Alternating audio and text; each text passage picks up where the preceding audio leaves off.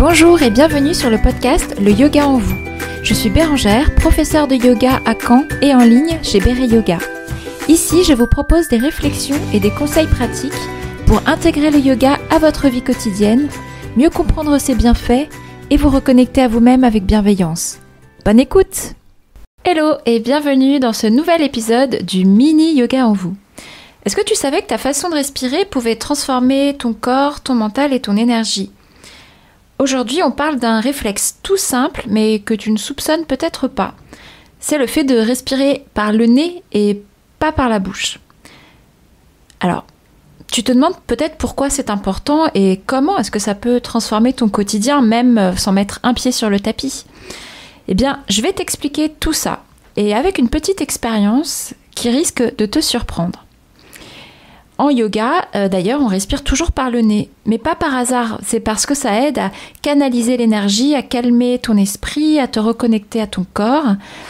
Et aussi parce que c'est vraiment plus physiologique. Et ça, les yogis traditionnels, il y a plusieurs milliers d'années, l'avaient bien compris.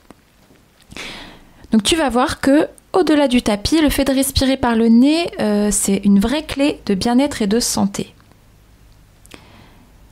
Alors, je vais te présenter d'abord les bienfaits de la respiration nasale. Alors, le premier bienfait, c'est que ça permet de mieux filtrer l'air. En fait, quand on respire par le nez, c'est comme si on passait l'air à travers un filtre naturel hyper sophistiqué. Le nez, en fait, humidifie, réchauffe et filtre l'air que tu inspires, ce qui protège tes poumons des poussières, des microbes et aussi de l'air trop sec ou trop froid. Donc c'est vraiment un outil merveilleux que n'a pas la bouche, bien sûr. Autre élément, quand on respire par le nez, c'est l'oxyde nitrique. En fait, quand tu respires par le nez, ton corps produit ce fameux oxyde nitrique, que j'ai du mal à prononcer d'ailleurs. Alors ce nom ne te dit peut-être rien, et je te rassure, à moi non plus, et ne me disait rien avant la préparation de cet épisode, mais c'est une molécule précieuse. Elle dilate les vaisseaux, elle aide à mieux faire circuler l'oxygène. Du coup, on a plus d'énergie, on récupère mieux, on a même plus de détente. Ensuite, respirer par le nez, ça active le système nerveux parasympathique. On en a déjà parlé dans des précédents épisodes. C'est le système nerveux qui t'aide à ralentir, à digérer, à te poser, à te détendre. Donc c'est le frein naturel du corps face au stress. C'est ce qui permet d'avoir moins d'angoisse, plus de recul, et donc un souffle qui apaise au lieu d'agiter. Et enfin, quatrième bienfait, une posture et une digestion qui s'améliorent. Et oui, même ta posture te dit merci quand tu respires par le nez. Tu engages mieux ton diaphragme, tu stabilises ton tronc, tu te tiens mieux. Et ça joue en plus sur la digestion. Alors, c'est comme un cercle vertueux. Pour bien respirer, il faut être bien placé. Et le fait de respirer par le nez va davantage, encore plus, agir sur la posture. Alors, on passe maintenant à cette expérience fascinante dont je voulais te parler, d'un certain James Nestor. Alors, accroche-toi, c'est une expérience à la fois folle et assez révélatrice. Donc James Nestor, c'est un journaliste scientifique américain passionné par la respiration. Et j'ai lu son livre qui s'appelle Respire, et dans lequel il a mené une expérience volontairement extrême. En fait, pendant 10 jours, il a bloqué ses narines avec des bouchons pour ne respirer que par la bouche. Donc 24 heures sur 24, pendant ces 10 jours, il a testé les effets d'une respiration buccale forcée sur son corps et sur son esprit. Alors, quel a été le résultat ? Au bout de quelques jours à peine, les effets négatifs sont apparus en rafale. D'abord, son sommeil s'est considérablement dégradé. Il s'est mis à ronfler, à faire de l'apnée du sommeil. Il a aussi ressenti plus de fatigue, beaucoup moins d'énergie. Son humeur a changé, il était plus irritable, plus anxieux. Et puis, il a même constaté une hausse de sa tension artérielle. Alors, je vous rassure, il était suivi par des médecins dans son expérience.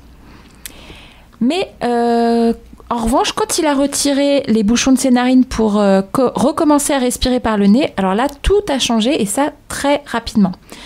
il a retrouvé un sommeil réparateur, son niveau d'énergie est remonté en flèche, sa concentration et son calme intérieur sont revenus et puis son corps tout entier s'est senti plus équilibré. Et c'est une expérience que je trouve hyper intéressante et qui montre à quel point la respiration nasale est non seulement naturelle, mais vitale pour le bon fonctionnement de notre organisme. Respirer par la bouche, ce n'est pas anodin, c'est un vrai signal de déséquilibre. Donc, ce que tu peux en retenir, c'est que respirer par la bouche, c'est passer à côté de tout ce que ton nez peut t'apporter. Donc, ce fameux filtre, l'oxygénation, le calme, le bien-être aussi, la bonne posture. Ce n'est pas une lubie de yogi, c'est de la physiologie. Mais que faire la nuit si tu respires par la bouche quand tu dors ? Alors, beaucoup de personnes respirent par la bouche sans même s'en rendre compte. Et pourtant, ça peut affecter le sommeil, la récupération, la santé bucco-dentaire, donc tout un tas de choses. Bonne nouvelle, il existe une astuce ultra simple, mais redoutablement efficace, que James Nestor recommande et que j'ai testé d'ailleurs suite à la lecture de son livre. Alors, il s'agit de coller un petit morceau de sparadrap spécial sur la bouche, pas du scotch qu'on utilise pour les packs à cadeaux. Donc ce sparadrap qu'on utilise plutôt pour les bandages et tout ça. Donc se coller un morceau de sparadrap avant d'aller dormir. Donc oui, tu as bien entendu, on va du coup fermer doucement la bouche pour forcer la respiration par le nez. Alors, je te rassure, ce n'est ni dangereux ni inconfortable si tu choisis le bon type de sparadrap. Donc l'idée, c'est simplement de garder les lèvres closes pour que ton corps reprenne cette habitude naturelle. Personnellement, j'ai acheté un modèle très doux, conçu pour la peau sensible. Il est fin, il tient très bien, sans coller trop fort, et je te le recommande vivement. En fait, il est d'ailleurs conseillé par James Nestor himself. Je ne peux pas citer la marque ici, mais si ça t'intéresse, tu peux m'envoyer un petit message sur Instagram. Mon profil, c'est Béré Yoga, donc Béré_yoga, et je te répondrai avec plaisir pour te donner la référence exacte. Et puis, outre ce petit conseil de sparadrap pour respirer par le nez, sinon, je voudrais terminer par 2 derniers petits conseils pour t'aider à adopter la respiration nasale. C'est d'abord de prendre conscience de ton souffle. Donc, chaque jour, prends quelques instants pour observer ta respiration et vérifier que tu respires par le nez.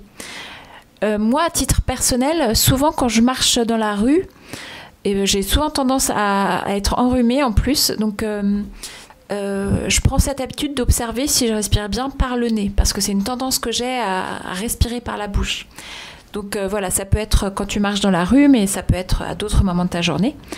Essaye de te forcer à fermer la bouche, expire, laisse inspirer, et donc observe. Tu verras que tu te sentiras beaucoup plus calme. Et puis dans ta pratique de yoga aussi, n'hésite pas à bien faire attention à ça, à toujours expirer donc par le nez, inspirer par le nez. Donc comme je dis souvent, tu expires du bas vers le haut, petite pause et tu laisses inspirer en sentant tes côtes s'ouvrir. Tu peux faire ça aussi en dehors du cours de yoga, mais toujours, essaye toujours de respirer par le nez.